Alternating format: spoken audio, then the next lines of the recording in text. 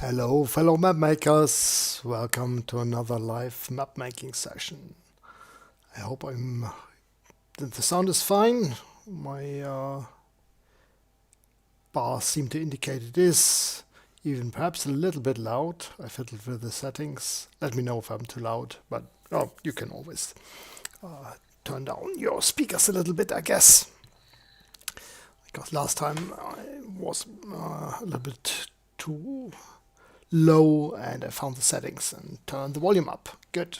Great to hear that. Thank you, Sue. I hope you're all doing well. Had a wonderful time. I certainly did. I was away on the North Sea with friends for a couple of weeks. And now I'm fresh and relaxed and back to mapping. So let's see what we do tonight. Yes, just the mention from Bill in the chat that the big zap doesn't strike again. Yeah, it was supposed to be fixed, everything, last time I did the session 3 weeks ago now, or two, and it wasn't actually the modem or anything, it was the broadband line, the internet line, that kept dropping out, and must have been just the day or something. Since I've been back, it's all been fine, stable all the time, so fingers crossed it should be stable tonight without changing any further equipment.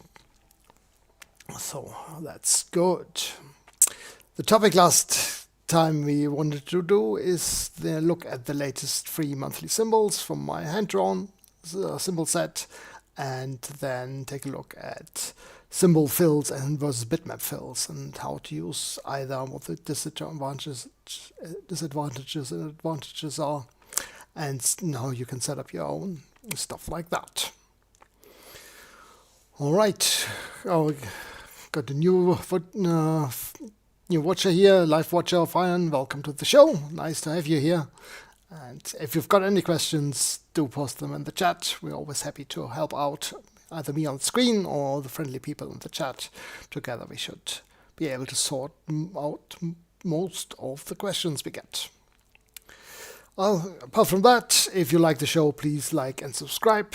That's always good for YouTube, our visibility, so more people learn about this mapping channel. So for that, now let's turn to our map.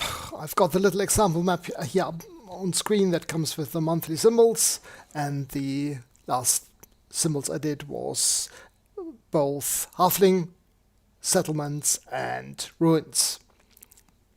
Not specifically halfling ruins, but ruins in general. And these are, you can see here on screen, loadable if you haven't got the hand-drawn style open by starting a new app in that style. Let's do that quickly to show you how to access these symbols, since it's been a while since I published these. So we are looking at the hand-drawn fantasy style up here on the overland. Click next and then set the size of our map, just a smaller one. Click finish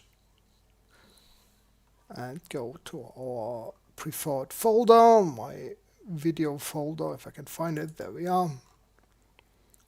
Fantasy preferred streams, and today's stream is here, and let's just call it my map. And then you'll come up with the default catalog, which is the mountains catalog that comes up. And if you're looking for the monthly symbols, you just click the symbol catalog settings, and then you've got them listed here. The halfling ruins, or you always have two settings. So if you're looking for either the monthly stuff, you'll see them there, or if you're looking thematically for halflings and ruins, you'll find them there as well. And clicking that brings up the catalogs up here. So let's draw a little island, halfling island. And so we get the correct background for putting them on. Refresh and then zoom in a bit. And if I grab the symbols here, let's actually symbol drawing properties, and I want to set a larger default symbol scale. So let's say 0.8, double the normal size. Then I click again and set to normal. I get this scale in here, and this way we can see them a little bit more clearly. Perhaps even zoom in a little bit further. They come in both. You can set the colors here in the varicolour stuff if you want to have different colored doors. The default doors are of course green and with larger smeals. And this way you can build whole halfling villages and countries. Very simple. And then there's also a mill, like Saniman's mill from the Lord of the Rings. And then next up are the ruins. We've got some various smaller and larger ruins, a ruined tower, or a bridge, and finally a windmill that goes nicely with the watermill there. So a nice little set of specialized symbols, nothing spectacular, but I hope you like them. Nothing really much to show about these here. They are just standard symbols with normal and varicolour versions. So there's not much I can teach you about those. So this is just a small little introduction to the symbols. What I really want to look at is the symbol and bitmap fills in the style. So let's take a look at the little differences. So let's remove our symbols first, take a look at the terrain, and here we've got a variety of different fill styles. For example, here we've got the default rocks. If I click the default rocks and draw my area here,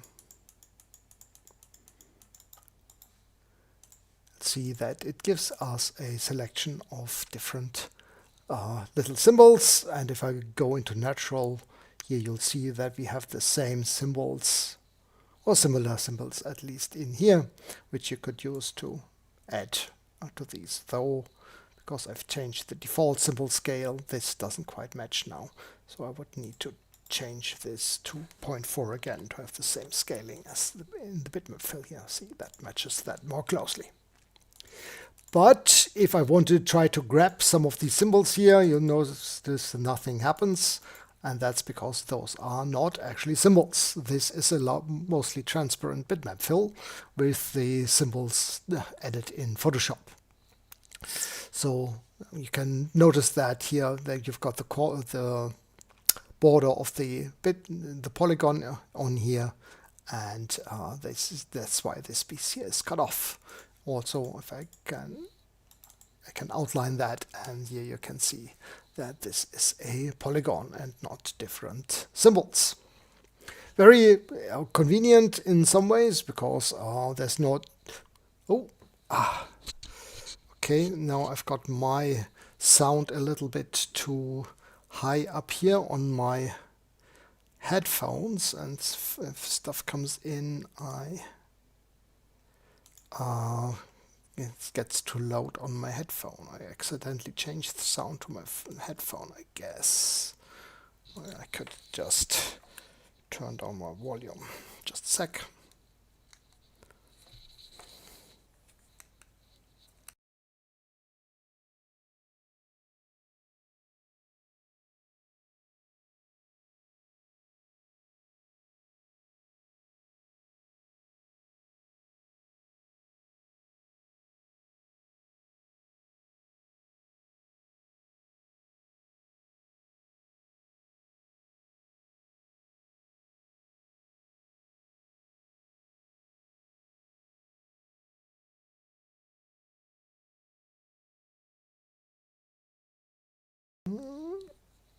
Now you should be able to hear me again. But I do need to change my sound settings here, otherwise I'll just jump every time I get a notification here on.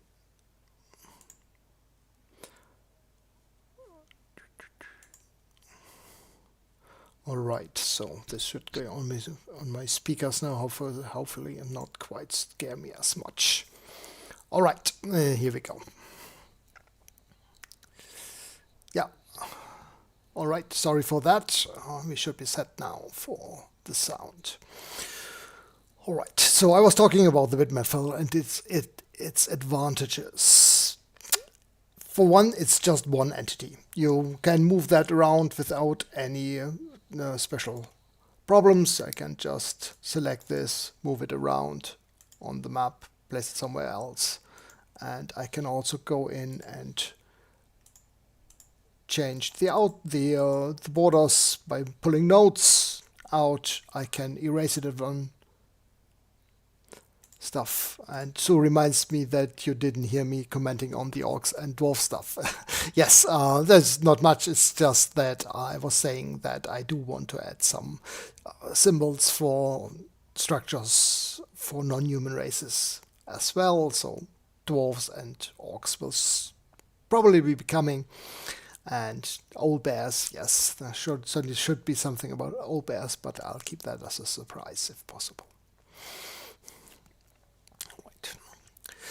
So the bitmap fill is easy to manipulate. I can erase it, but the problem is, of course, that I can't manipulate individual things in this. As I said, I wanted to go in and just erase a little bit of this here, not possible. It's just one big thing, and I also don't have very precise control over the placement of stuff. So if I go in and want to add some bushes here in a smaller area, I can't control exactly where those bushes are.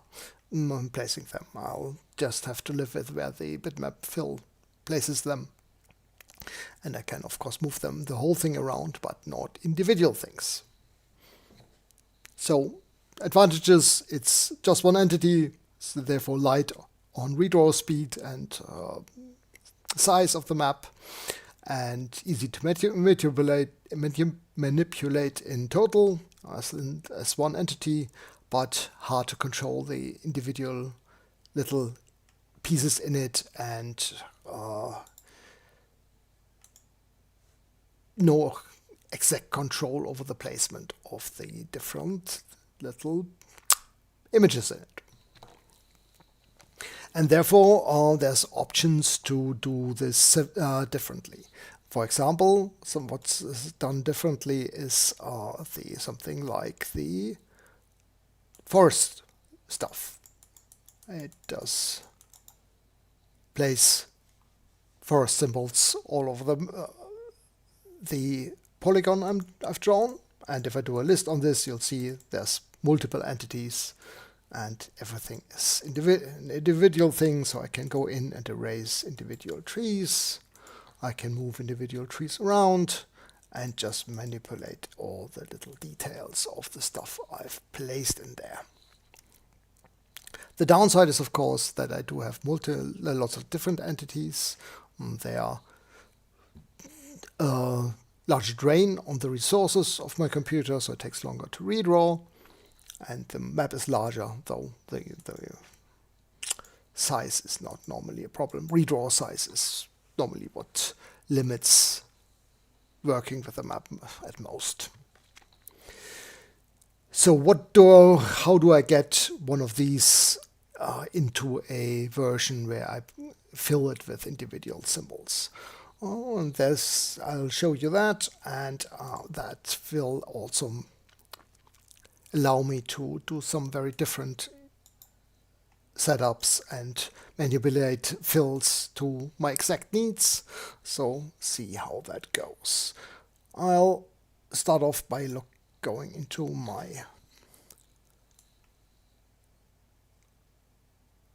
drawing tools here. Now I'll just grab one. Let's go with the rocks and make a rocky fill area. So let's terrain default. Let's make a copy of this. Terrain default rocky area. Let's just, I do have already a rocks. Actually, no, I want to go from the rocks one because that's the one I've been using here. Rocks symbols. let's just call this symbols here. And I'm going to turn off the default here. I'm going to remove the default from the name. That just means I won't get that displayed by if I just left click on the terrain button. I will need to right click on the terrain button to see this, and that's fine by me.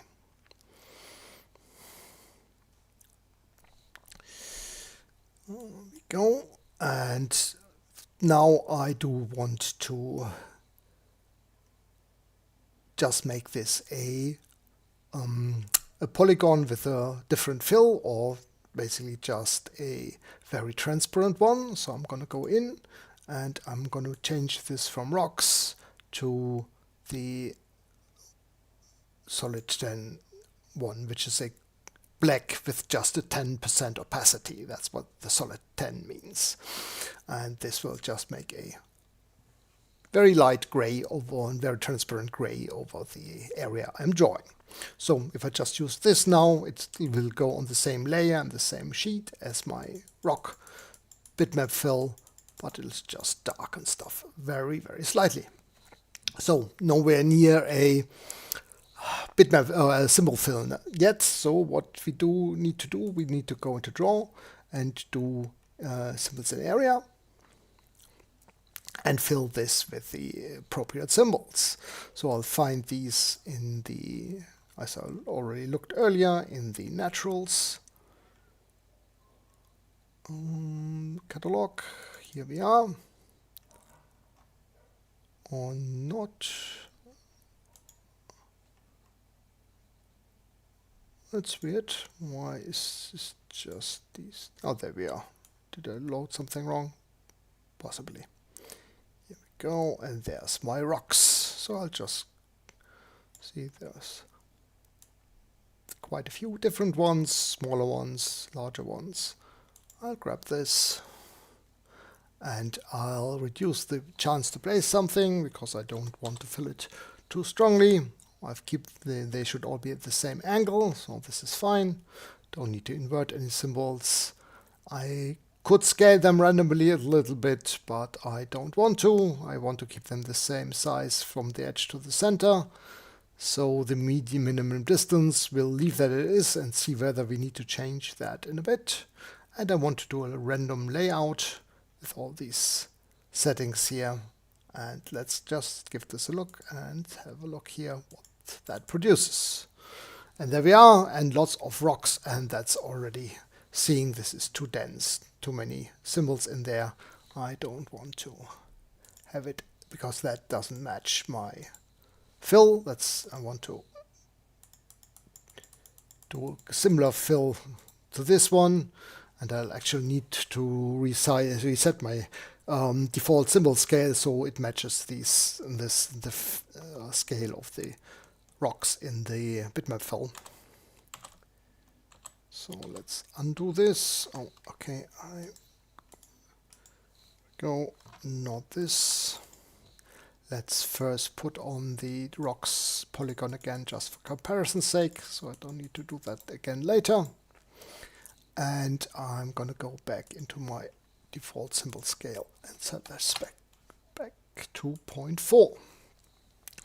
Okay, draw symbols in area again, and let's put more distance between the symbols and decrease the chance of placement. That controls the density of the randomly placed symbols, and we are getting closer there. That's already looking quite nice. See the scale, this size is about right now. And if I go back down to 20 and make this even a little bit larger, I think I'll try to reduce the random distance variation a bit. That way I don't get that much overlap. And that's pretty good. Love it. See, that gets getting pretty close. And if I go in here and put a little bit of a edge fade on the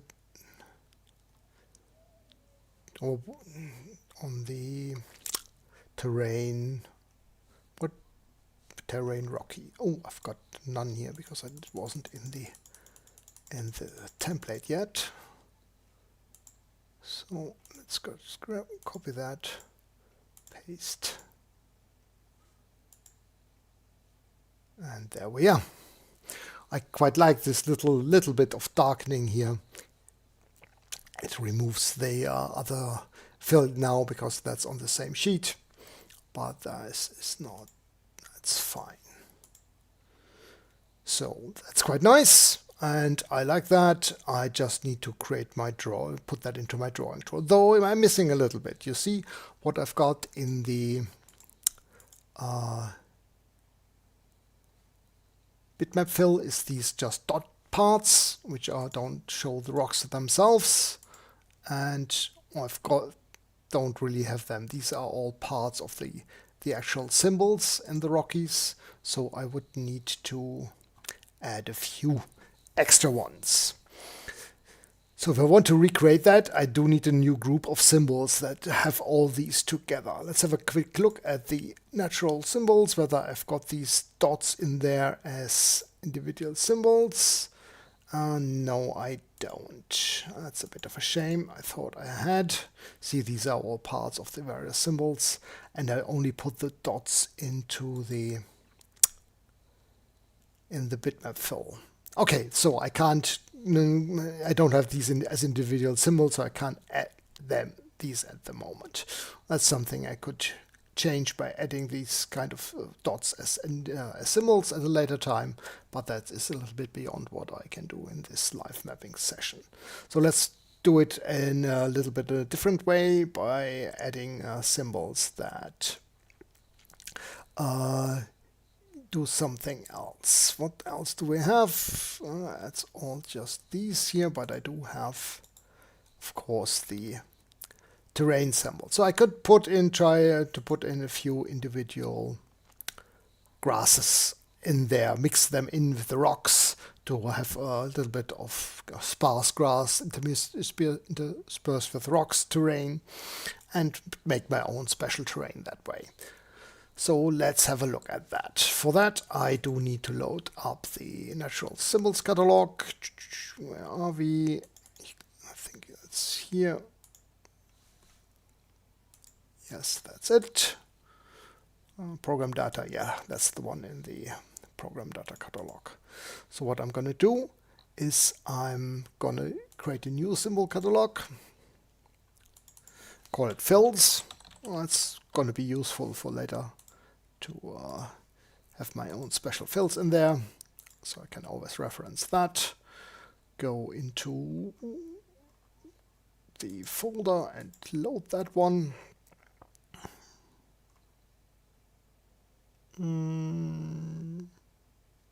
Where did I save it?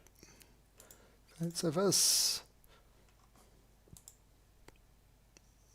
symbol catalog. Fills. I think I've got just double. No, it's not a double space. Am I in the correct location? Program data, symbols, maps. Handdrawn fantasy. Yes. So why didn't I see it in here? Was I just blind? That's the same folder. Symbol catalogs. There it is. Probably was just blind. And now I'm just going to remove all the symbols I don't need for fills at this time. That's basically here everything except the rocks.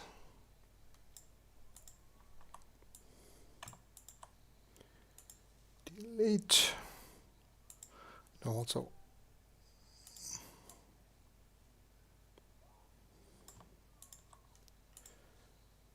there we go. And I also want to remove the varicolors because I don't want to reduce the varicolors at this point.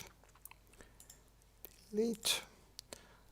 And now I'm just gonna load the vegetation catalog. Oh, that's the wrong one. That's the Mike Schley one. That's not what I want. maps, annual, no, Handdrawn. That's my Handdrawn folder.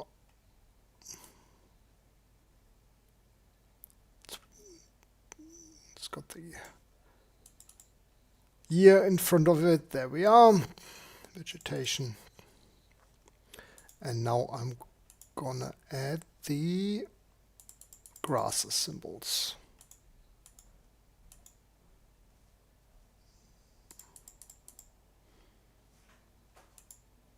No, that's not what I wanted.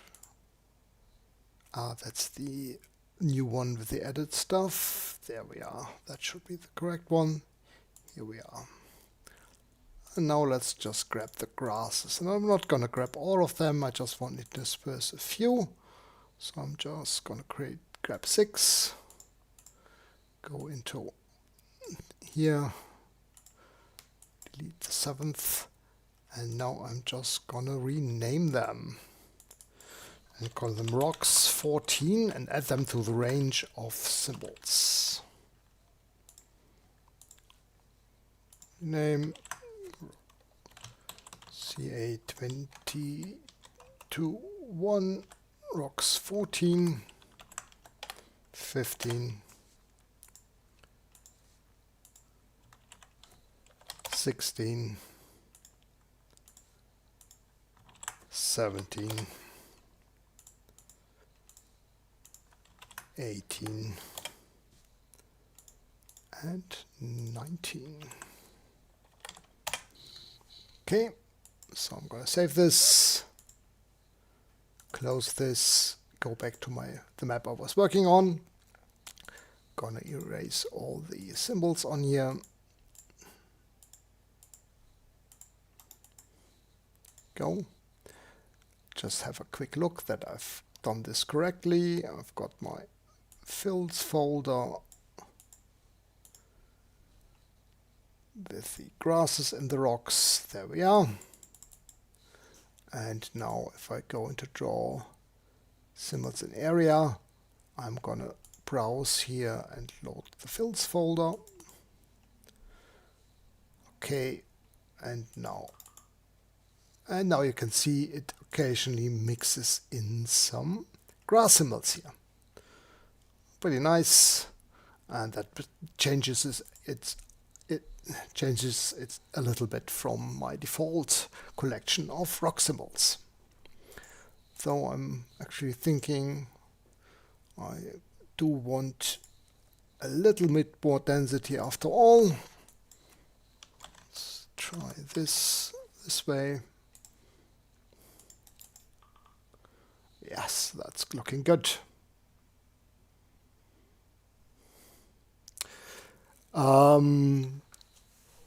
I've got to just see that Sue mentions there that in C3+, if you save as, you then need to go and open the file you've just created. That's not quite correct. I did this here because it's that way if you do it with symbol catalogs and or templates. If you do save something as a symbol catalog or template, it will not change the extension of the current drawing you're using. So if you're in a FCW, so a normal drawing map, and you save that as a template, it will remain in the map, the current map will not be the template. It's just in these special cases. If you otherwise save as on a different name, just the map, you'll continue working on that new version. Just to keep in mind that it's a little bit different for templates and symbol catalogs, and that's to protect the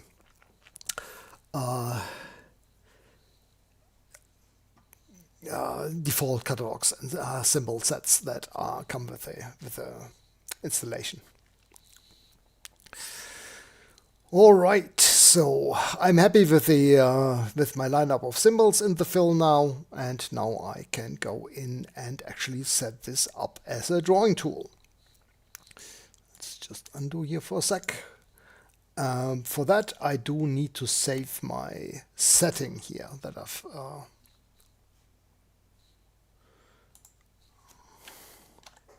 Here I've got the catalog loaded, I've got all my settings, and now I'm going to save this whole thing, and it comes up as a simfill file.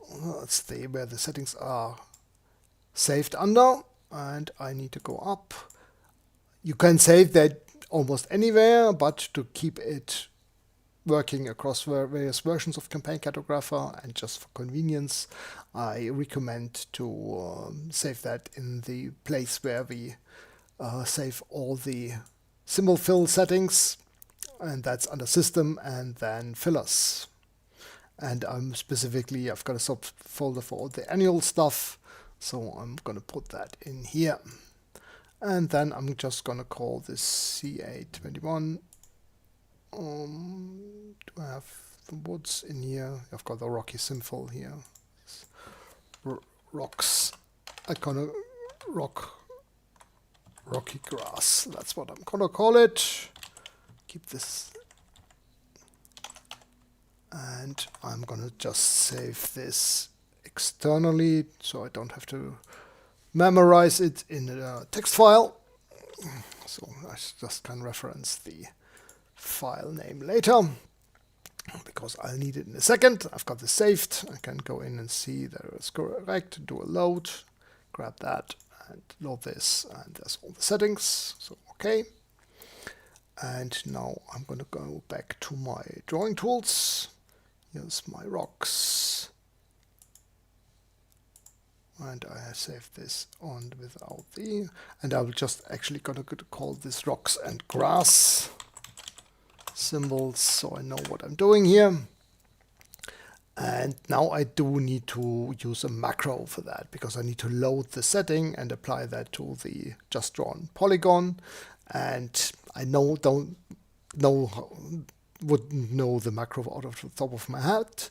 So what I do is I'm just going to look at one of the existing ones, and I know that the forests are done with these kind of macros, so I'm going to load up this drawing tool and click here on command to execute, and there's all the programming I need. I'm just going to grab that, going to go in my drawing tool, use macro, and here put in the text I want. And there is just one thing I need, and I need to change the setting that I'm loading with the macro. So I'm going to grab my file name and replace the mixed forest here with my rocky grass. Save this. And now I should be able to just draw a terrain area. And as you can see, it does apply. You might ask why this extends beyond the map border here a little bit. That's because I've got the random variation of the placement, and that sometimes it's gonna slip a little bit outside. If you mind that, I don't know, here you can change that by going into the settings, and then you can set stuff that you say never place within 5 of the edge, and then it should respect that, and that's actually probably a good thing to do. So I'm gonna save the setting. Good thing is, if you change stuff like this, you don't need to change the drawing tool itself, you just need to edit the setting, save this under the same name, and then I'll just, there we go. Looking pretty good. And now one thing you might wonder is if I take a look at the drawing tools, I don't get a preview. I've got all nice preview for these ones, even for the forests. Why don't I get a preview for the works of grass? And that's because the preview can't do the macro for you, for the preview, so it doesn't only have basically the blank background it draws, but we can put in a specialized preview map that has the same name, and then it will load that and show that. And how to do that, I'm going to show you. I'm going to go into my program data folder, C3 Plus, and systems draw tools. It's where all my drawing styles are. And then here's the, oops, I should actually make that as a size so you can see the full folder here. So I'm at Handdrawn Fantasy. And there we can go in and have a look. And you see there's some drawing tools in here. Not drawing tools, but maps. And this is the preview for the mixed forest. What I'm going to do then is I'm just going to save this, save as with the same name as my new drawing tool. And I just had terrain and rocks and grass symbols. There we go. I just need to remove the extension. And now I'm going to erase all the symbols in here and going to apply my draw symbols in area, load up my rocky grass, apply that to this, and here we go. And save this, close it. And if I load up my drawing tools now, you can see I've got the terrains, rocks and grass setting here. It's a bit darker because they use a little bit darker background, so I might want to change that. So here we go. See, that does work. Edit, undo. And I want to go back. No, that's not the one I wanted to change. I want to change my rock and grass symbol stuff. And I'm going to change fill style here. Bitmap fills, the lightest one. There we go.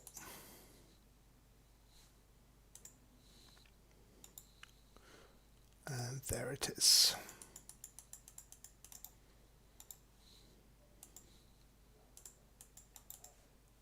Turn on sheet effects. And you see the nice rocky terrain with a little bit of grassland interspersed, which you can now use and apply to any of your maps. And the advantage is we can delete individual pieces. We can move individual pieces around. What we now can't do is just use node edit to change something. I need to turn off sheet effects to actually see the... I can't use node edit on the background, but that won't change anything on the included symbols. And moving around, I do need to select everything, make sure that I grab everything there, then I can move it around. But I can't move it around by just grabbing the edge and using that, because that will only move the background. And that's how you set up your own symbol fills. Basically, it's a bit of a misnomer, because fill style, if symbol fills, is something else originally. Symbol fill is actually a polygon that has a vector symbol included. I don't know whether this actually works in here. Let's have a look. There we go, stuff like this, and which works similarly to the bitmap fills in that it does grab a symbol definition and just fills that, but this is not individually selectable. So this works the same as a bitmap symbol. You can just move it on its own, but it does have this old version of symbol fills has some big drawback, and that's it can only have lines. It can't have solid fill styles, and that makes its application very, very limited, because back then it was nice and good and useful, but nowadays almost all of the styles use filled symbols and stuff, and the symbol fills don't really match that, and because it's all zero width lines, on a printout they become very, very thin, and even on high resolution exports, because the zero width is always as thin as possible, and that's a very thin line on a printer or on a high scale export. Just for completeness sake, so you don't get confused if I use symbol fills on these versions. Okay. I've got a question there. Any GPU acceleration? I don't know in what context you're referring to that here. Campaign does not in generally make use of the graphics processing unit, so no, I guess. I'm not quite sure what you mean by with the question. All right. There we are. And that much for the bitmap fills. Any questions? If you have any, happy to answer them. I see that Quentin is already considering setting up his own bitmap styles or his own symbol fills for the Mike Schley style. It does work very nicely on that as well. So that will always be an option. Otherwise, I'll just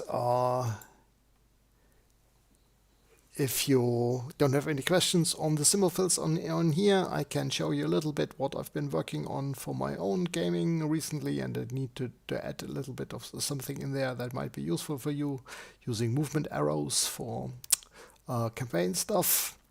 So if you want me to show a little bit of that, I'll have 20 minutes left or so to show you a bit on what I've been working on there.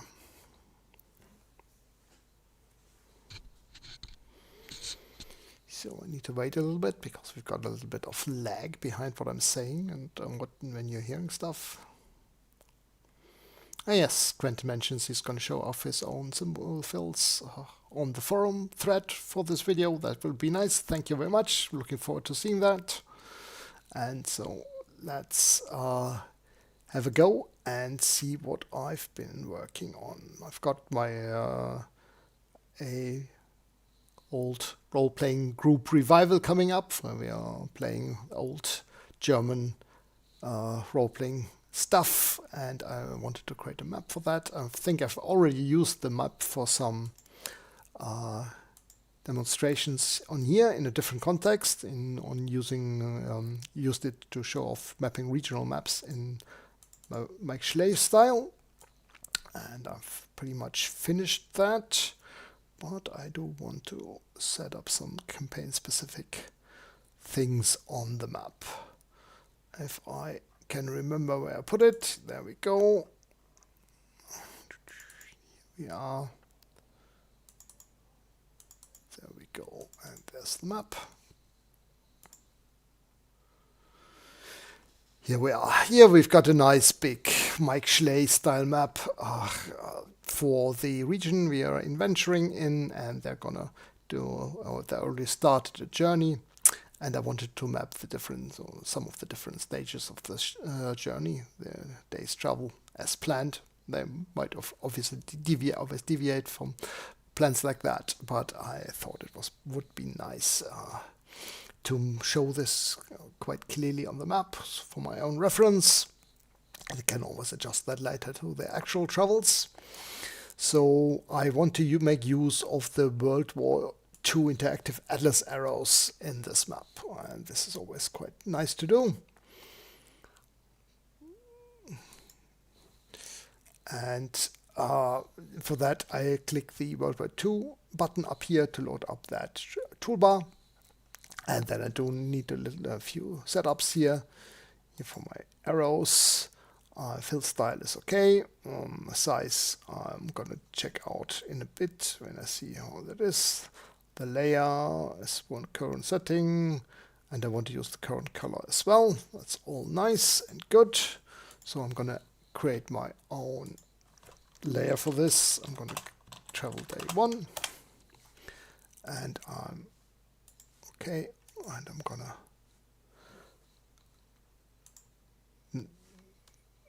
need to set that as current. I want to create my own sheet. So I will put all this on one sheet, travel, and then differentiate different things by putting them on different layers. Move up. Should be below the text. Okay, and then the color. Let's start out with the red. So for an area that I've already done. Brush pattern solid. And now I'm going to use the arrow and I'm going to zoom in a bit. And I know they've traveled from Ballyhole all the way via Handdrawn up to this little cottage here on the road. And there's my first arrow. A quick look. I think it's perhaps the start is a little bit too thick. So I'm just going to undo this and go into my arrow settings again. And let's make this 3 the width. And then redo this. Yeah, that's better. Now I want to set up a little bit of sheet effects on that. I do want to have a little bit of transparency. So I think it's 50%. And a drop shadow. That's my drop shadow setting. So should be, the map is pretty small. Okay, map units, apply. I think I need to move the map shadow up as the first setting. There we go. Yeah, could a little bit more opaque perhaps. So let's make that 75% opacity. There we go. And that's that way I like my arrows on the map. Yeah, kind of had a different question there on the index tool. I think that goes a little bit in a very different direction here. You might post on the forum because I think Remy just did a blog article on that on RPG Maps blog about map indexing, and he's probably well set to answer that at the moment, so you might want to check with him on the forum. So this is my day 1, and now I'm just going to create a travel day 2 for the second day. Go on that layer, and I'm going to change up my coloring a little bit. I just want to make the different days show up a little bit differently here on the map. And I know the plan for the second day is I'll go up to Brownsfoot here and then along the Brown Wasser River all the way to Elderwald. Go then. The next day is a little bit shorter. That goes. Oh, actually, I need to add a new layer for that. Travel day 3. It's gonna go from Elderwald through the Brown and Clum to the village of the same name. And then I do need, oh, that went on the wrong layer. So I'm going to do right click here, change layer, click on the edge of my arrow. Oh, I accidentally hit the road as well. I don't want to change the layer of that. So here we go. Now I need travel day 4. And grab a yellow arrow, continue from here, and I think the next step brings them all the way to a slightly larger village of Saltel.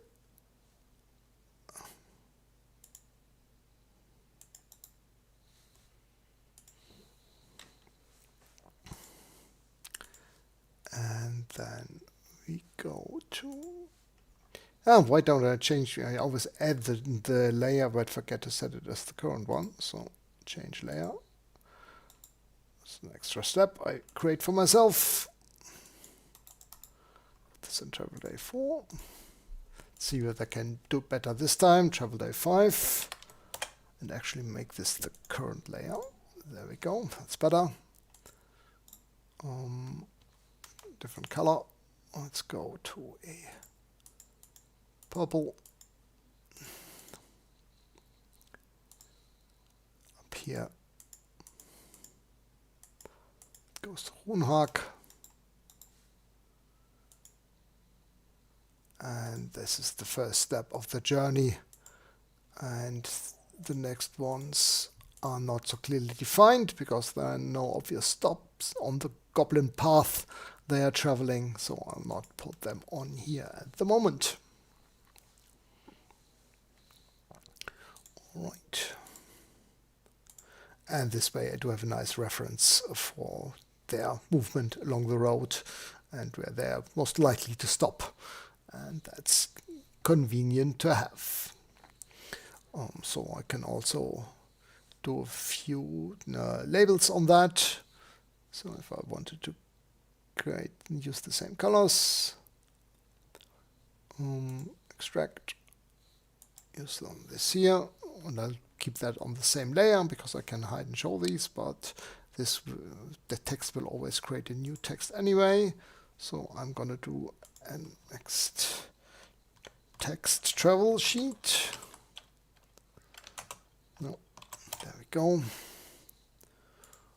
And then I'm just gonna put in Tag 1, so that's day 1. Left on here. Oh, I should probably make this a little bit larger. So I'm going to change texture properties. Let's say 2.5. Perhaps also bold. And I do need a bit of an outline on this. So I'm going to grab the text outline. But I want the outline for dark text, so I'm just going to copy that. Paste in here, use and apply. But that's much too large.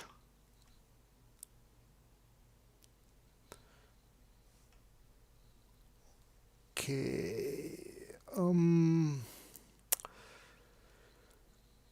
I've got a question there from Quentin in a sec. I just wanted to change the size here. I just wanted to have a look how large the outer glow is on this one, 0.1, 0.01.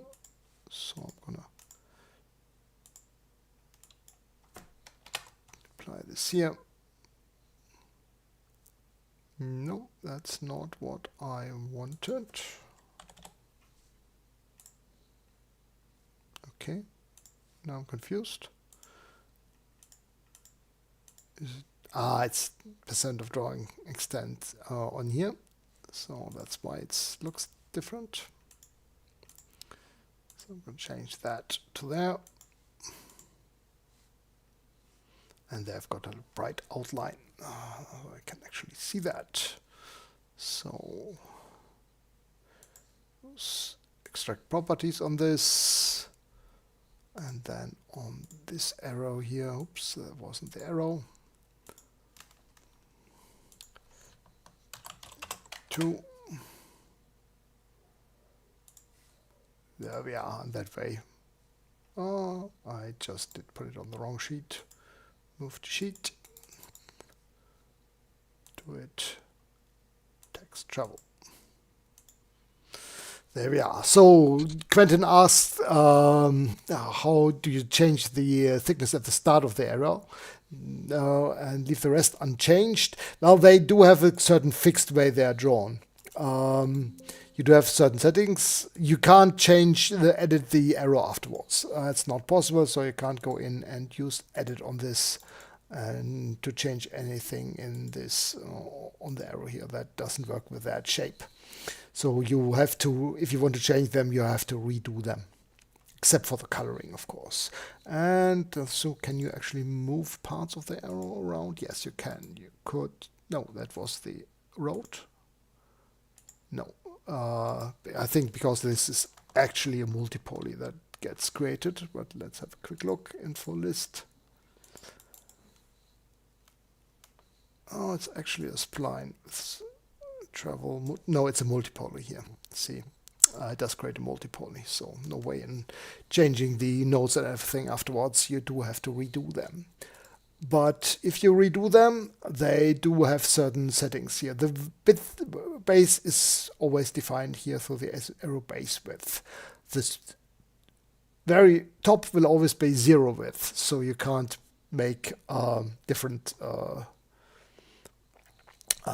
basically flat ones. That's not possible. There will always be this tapered style here, but you can make the shape flat at the end. You can change the shape of the arrowhead, and you can define, let's say that the arrow width is only 50% of the width of the base, and perhaps do a sweep angle of just 0. And let's see how that arrow looks. So there you see it's got a plain one here at the end, and you've got this angle here is perpendicular.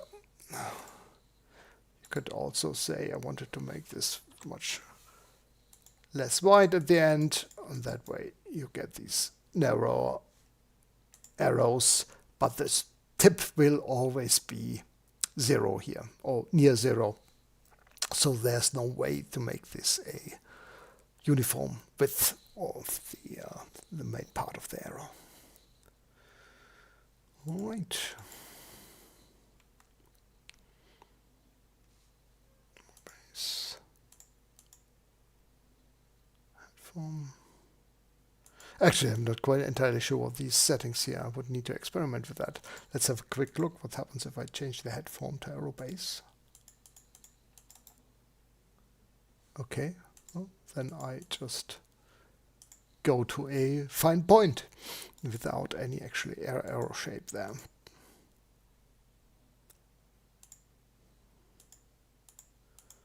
Right, there we go. Let's remove these ones here, but not this shape. And that's the map I've been currently working on. Quite happy with that. I'm going to use it in not next weekend, but the weekend after. And that's going to be hopefully a nice role-playing game session. All right, thank you very much for watching, and that's it for tonight. I hope you enjoyed my little excursion into symbol and bitmap fills. Sorry for the, it might be been a little bit disjointed on the first time after getting back from the holiday, getting my mapping skills up again. And let's see what we're gonna do next week. Until that, have a nice day, keep up the great mapping, share your maps on the forum, do like and subscribe this our YouTube channel, and have a good time, keep healthy, bye bye.